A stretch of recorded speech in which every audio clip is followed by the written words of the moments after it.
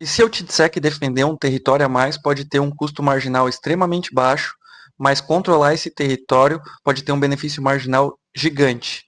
Isso te lembra o quê? Economia ou geopolítica? Hoje eu vou conversar com o ChatGPT sobre bens públicos. Nós vamos definir bens públicos, definir o que é um bem público puro, né, e mostrar por que defesa nacional é o exemplo mais clássico de bem público puro. E aí a gente conecta com o tema atual, né, as declarações do presidente Trump sobre a Groenlândia e o Canadá. Como a ciência econômica ajuda a explicar isso? Chat, defina bens públicos em termos econômicos, da forma mais técnica possível. Bens públicos são definidos por duas características fundamentais: a não rivalidade e a não exclusividade. A não rivalidade significa que o consumo de uma pessoa não reduz a disponibilidade para outras.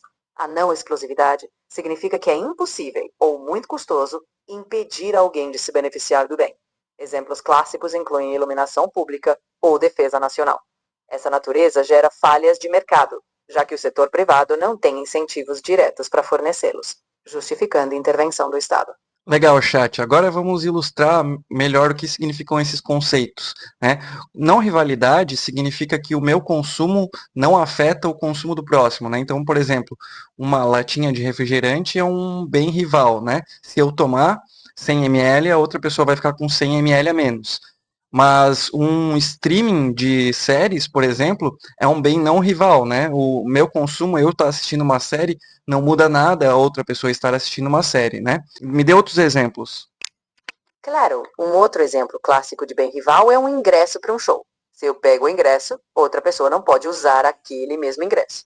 Já um exemplo de bem não rival é o conhecimento de um livro digital. Se eu leio, o conteúdo não se esgota e outros podem ler a mesma cópia sem reduzir meu acesso.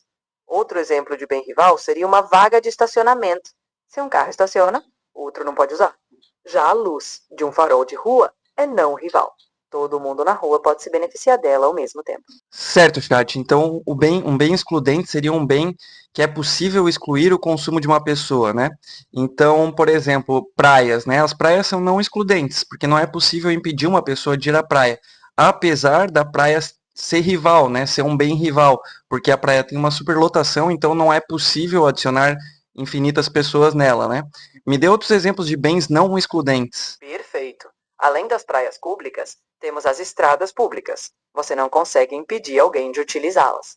O ar puro também é um bem não excludente. Ninguém pode ser barrado de respirar. Outro exemplo é a segurança pública. Se uma cidade contrata policiamento, é difícil excluir alguém de se beneficiar do ambiente mais seguro. Vamos colocar na tela agora a matriz clássica, rivalidade contra exclusão, para a gente entender certinho todos os casos. Aqui a gente consegue entender por que os bens públicos puros são tão raros, né? Na vida real, é muito fácil você acabar excluindo alguém do consumo de um determinado bem, ou esse bem acabar tendo algum tipo de superlotação, né? Sempre temos essas limitações físicas, limitações geográficas, né?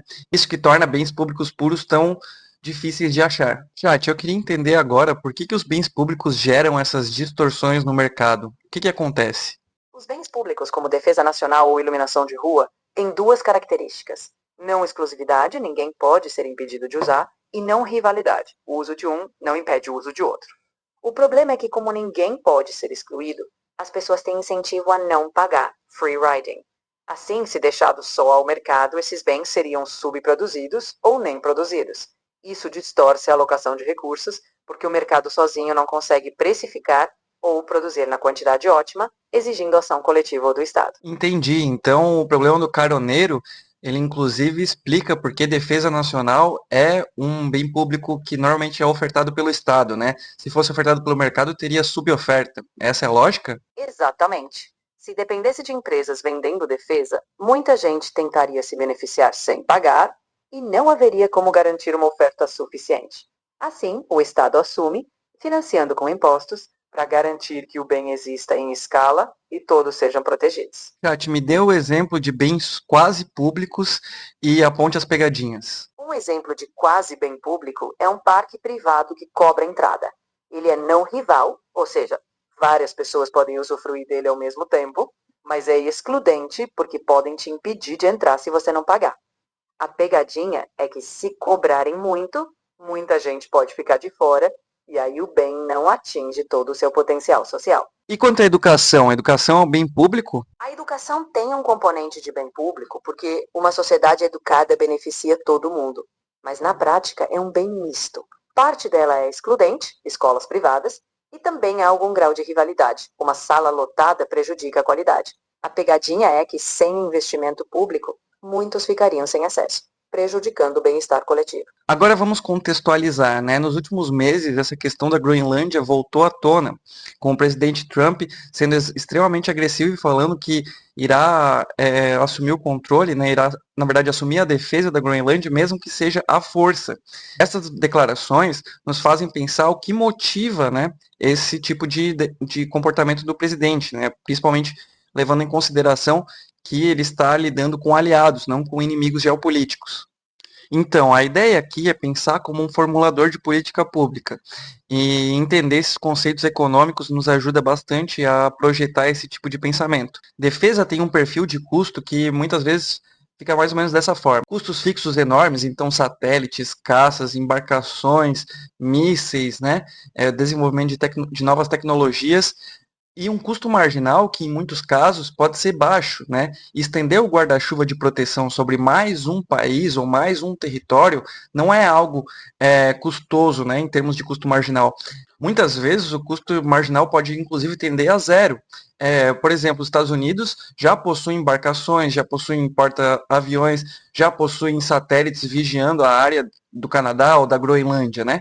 Então, na verdade, na prática, eles já defendem esses territórios, só que eles não aproveitam o benefício de possuir esses territórios, né? Então, na verdade, pode ser que muitos formuladores de política dos Estados Unidos estejam pensando tanto o Canadá como a Groenlândia, como a própria Europa, né? Dentro daquela questão de a OTAN vir a se defender mais, ter que gastar mais com defesa em relação ao percentual do PIB, os Estados Unidos meio que toma para si a posição de que, eu já defendo essas pessoas, eu já defendo esses territórios, porém eu não tenho todos os benefícios de poder controlá-los, né? Então, pensando dessa forma, talvez a gente consiga entender um pouco por que os conselheiros do presidente Trump, ou o próprio presidente Trump, ser tão agressivo para cima da Europa e da Groenlândia e do Canadá, né? Que são parceiros aliados muito importantes. Claro, os Estados Unidos têm muitos benefícios também em agir como a polícia do mundo, né? Então, não são apenas custos, também são benefícios, mas na balança, e principalmente do Trump, parece que não tem pesado muito essa situação, né? Parece que ele prefere que a Europa se defenda sozinho, prefere que a Groenlândia tenha algum tipo de defesa por parte da Europa, ou que venha eventualmente a ser defendida pelo próprio Estados Unidos, mas fazendo parte do território americano. Obviamente, existem outros benefícios, especialmente econômicos, que o presidente Trump almeja com essa história de anexar a Groenlândia, né? Então, especialmente aí as novas rotas do Ártico, pontos de segurança e defesa para lançamento de satélites e foguetes, e também os minerais terras raras que estão em grande voga e têm se tornado cada vez mais importantes no cenário geoeconômico global. Exato, as rotas árticas emergentes podem reduzir drasticamente o tempo e custo de transporte entre continentes. Além disso, o controle estratégico de áreas para lançamentos de satélites ou até defesa é crucial. E os minerais de terras raras, fundamentais para eletrônicos, veículos elétricos e sistemas de defesa, dão à Groenlândia um papel geoeconômico estratégico. É uma mistura de economia, logística e poder em jogo. Em paralelo, a gente ainda também tem essa situação do Canadá, que passa por uma lógica semelhante, né? Na prática, os Estados Unidos eles já defendem o Canadá e a Groenlândia. E o Canadá e a Groenlândia são dois caroneiros, são dois países que desfrutam dos benefícios, mas não arcam com os custos dessa segurança. Quem arca com os custos dessa segurança é os Estados Unidos. Por isso que muitas vezes o presidente Trump tem tratado aliados como se fossem rivais, como se fossem inimigos. Na lógica dele, esses países, essas nações estão usurpando, né, se usufruindo, parasitando os Estados Unidos e não tem muito a oferecer em troca como benefício. Agora, o vídeo em si, ele é sobre economia, é sobre geopolítica, sobre bens públicos. Eu não estou almejando aqui fazer nenhum tipo de juízo moral, né? Não estou dizendo que é certo, inclusive, se eu fosse groenlandês ou canadense, com certeza eu estaria revoltado com essa história, mas eu estou tentando trazer aqui como formuladores de política pública pensam e um referencial para entender as ações dos Estados Unidos e o pensamento dos políticos que estão por trás dessas ações. Eu não acredito que o Trump vai fazer nada mais enfático em relação à Groenlândia e ao Canadá, mas eu também acho que essa conversa, que essa história ainda não acabou, que a gente ainda vai ouvir, vai ter próximos capítulos nessa história, especialmente porque esse problema de caroneiro, ele é um problema sério em economia e ele já tem gerado consequências, né? Então, toda a atitude aí, toda essa pressão do Trump para cima da União Europeia, por exemplo, tem em relação a isso, né? Para cima da OTAN, para aumentar os gastos militares de 2% para 5% agora, tem a ver com toda essa questão que a gente está conversando aqui agora. Por isso que eu acho que não é o fim desse papo e por isso que eu achei que esse vídeo fosse tão interessante de trazer para vocês, tá bom? Muito obrigado aí. Se você gostou, deixa o like, se inscreva no canal. Deixa um comentário aí também, sugira algum tema pro próximo vídeo, né? No mais é isso aí, tamo junto.